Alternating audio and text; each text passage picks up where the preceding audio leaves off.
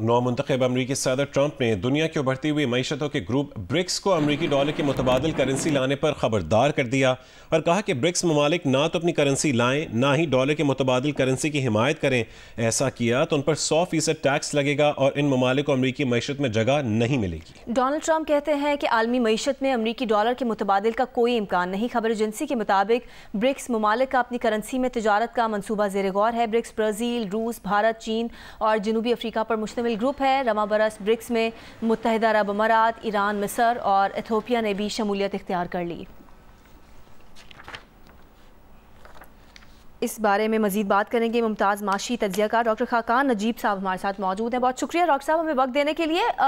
Dollar की मुतबादिल currency की बात पहले भी होती रही है, मगर इससे पहले कभी किसी अमरीकी सदर ने ऐसा रद्द-ए-अमल नहीं दिया। सदर बाइडन के बाद नौमुंतखब अमरीकी सदर ट्रंप ने भी ब्रिक्स ममालिक को वार्निंग जारी कर दी है। आपके ख्याल में इसकी क्या वजूहात हो सकती हैं?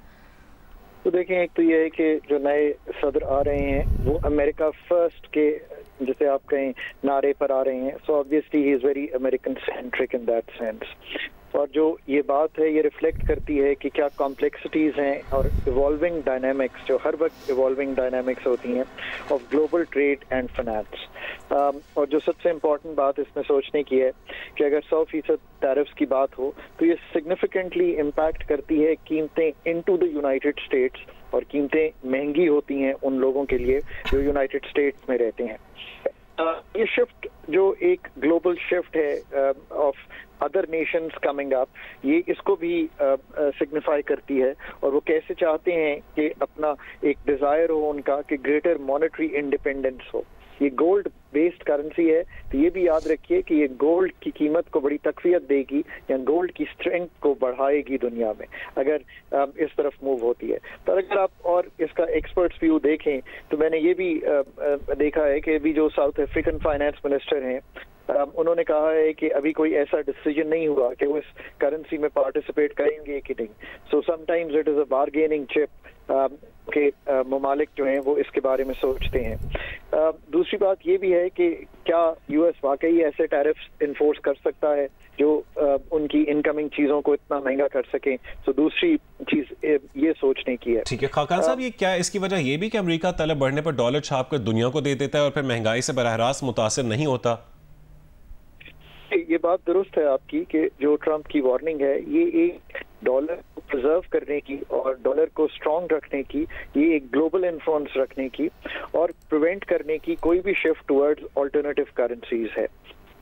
यूएस का ये concern about losing its economic grip on the global stage जो है वो यहाँ पे आपको जाहिर होता है।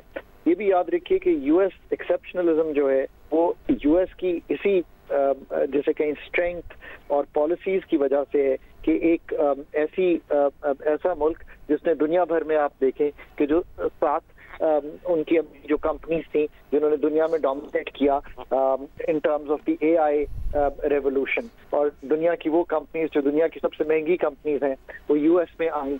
जितनी इनोवेशन होती है वो यूएस में होती है। सो ऑब्वियसली इस सब को प्रिजर्व करने के लिए जो पॉलिसी फ्रेमवर्क्स क्रिएट होते हैं वो यूएस अपनी डॉलर की स्ट्रेंथ की शक्ल में भी दिखाता है।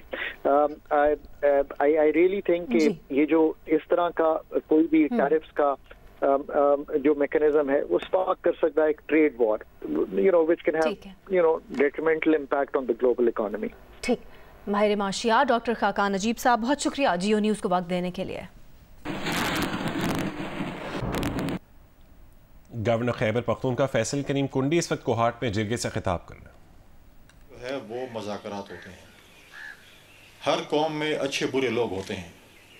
मैं कौम से ताल्लुक़ रखता हूँ तो मैं और या एक पार्टी से शायद ताल्लुक़ रखूँ तो ज़रूरी नहीं है कि मेरे कौम में और मेरी पार्टी में अच्छे लोग भी होंगे और ऐसे लोग भी होंगे कि जो नहीं चाहते होंगे कि चीज़ें ठीक हों। लिहाजा हमें इस चीज़ को भी देखना पड़ेगा, चाहे यहाँ पर अहले सुन्नत का हमारा भाई या बहन या बच्चा शहीद होता है या अहले तशी का होता है, दोनों हमारे लिए बराबर हैं। हमें कोई इस पे वो नहीं है कि ये अहले सुन्नत का हो गया और अहले तशी का नहीं हुआ और बराबर कर दे। हमारे लिए दोनों इस वक्त कुर्रम में जो मिसाल लोग देते थे कि अहले तशी और अहले सुन्नत की मिसाल देते कि आप इस तरीके से रहें, क्योंकि जब मैं छोटा था और डी खान में शिया सुन्नी का एक ज़माने में फसाद होता था तो लोग हमें कुरम की मिसालें देते थे। और उसके बाद अगर आप देखें, गवर्नर खैबर पख्तूनख्वा फैसल करीम कुंडी कोहाट में जुर्गे से खिताब कर रहे हैं। महकमा सेहत पंजाब ने स्मॉग से फैलने वाली बीमारियों की रिपोर्ट जारी कर दी है। महकमा सेहत पंजाब के मुताबिक गुज़िश्ता साल की निस्बत इस साल स्मॉग की बीमारियों में कमी आई है। जियो न्यूज़ की नुमाइंदा उम्मे फरवा हमारे साथ मौजूद हैं। उम्मे फरवा, बताइए कि स्मॉग से फैलने वाली कौन कौन सी बीमारियां जिनकी रिपोर्ट जारी की गई है? जी बिल्कुल, महकमा सेहत पंजाब की जो रिपोर्ट जारी हुई है सेहत को लेके, और इसमें सबसे पहले तो ये बताया गया है कि 2023 के अंदर सर्दी बहुत ज्यादा पड़ी थी, जिसकी वजह से बीमारियां जैसे फेफड़ों की बीमारियां हैं, दिल की है, दमा है, फालिज है, ये बहुत ज्यादा बीमारियां फैली थी। लेकिन इस साल जो है सर्दी का सीजन नहीं अभी तक जैसे पंजाब के अंदर शुरू हो सका, गर्मी का सीजन बहुत ज्यादा रहा, तो उसमें बीमारियों के लिहाज से जो डाटा सामने आया है तो उसमें यह है कि नवंबर में जो फेफड़ों की बीमारियां थी उससे 19,14,480 अफराद मुतासिर हुए, दमे से 1,29,544 और दिल के 61,004 और फालिज के 6,266 मरीज सामने आए। और अगर हम बच्चों के हवाले से देखें कि सिर्फ एक महीने में क्या सूरत हाल रही, तो बच्चों में भी ये देखने में आया है कि 2023 में दिल के जो नवंबर में महीने में बच्चों के अंदर 58,274 फेफड़े के, इसी तरह से दमे के 13,998 और दिल के 330 और फालिज से 60 बच्चे मुतासिर हुए। ये तो 2024 का डाटा था। अगर हम बात करें 2023 के हवाले से, तो पंजाब में स्मोक के हवाले दुगनी बीमारियां जो थी वो फैली थी, और नवंबर ही के महीने में 2023 में 23,82,122 फेफड़े, 1,45,823 दमे के केसेस रिपोर्ट हुए थे। इसी तरह से दिल के 65,650 और फालिज के 7,546 केसेस आए थे। ये सरकारी हॉस्पिटल का डाटा है जो कि इंडोर आउटडोर के दौरान में जो पेशेंट आते रहे हैं, और ये उनका डाटा जारी हुआ है। जी बहुत शुक्रिया उम्मे फरवा, आप हमारे साथ मौजूद थी।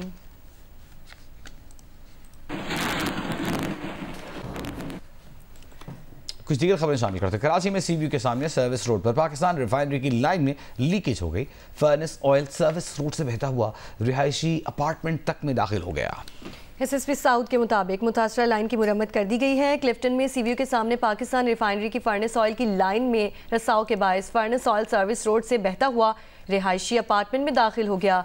PRL के अमले ने बताया कि सिक्योरिटी पेट्रोलिंग पर मामूर अमले को इत्तला मिली तो अमले ने रिफाइनरी को इत्तला दी, जिसके बाद मुतासरा लाइन को पंपिंग रोक दी गई। मुतासरा लाइन के सर्विस रोड को आम ट्रैफिक के लिए भी बंद कर दिया गया है।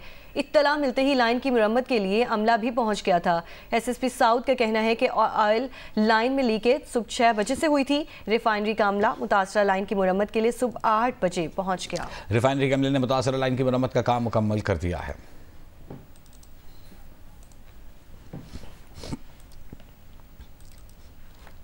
लाहौर के इलाके निस्बत रोड पर वाक़ हरीसा की दुकानों पर सर्दियों में रश पड़ जाता है।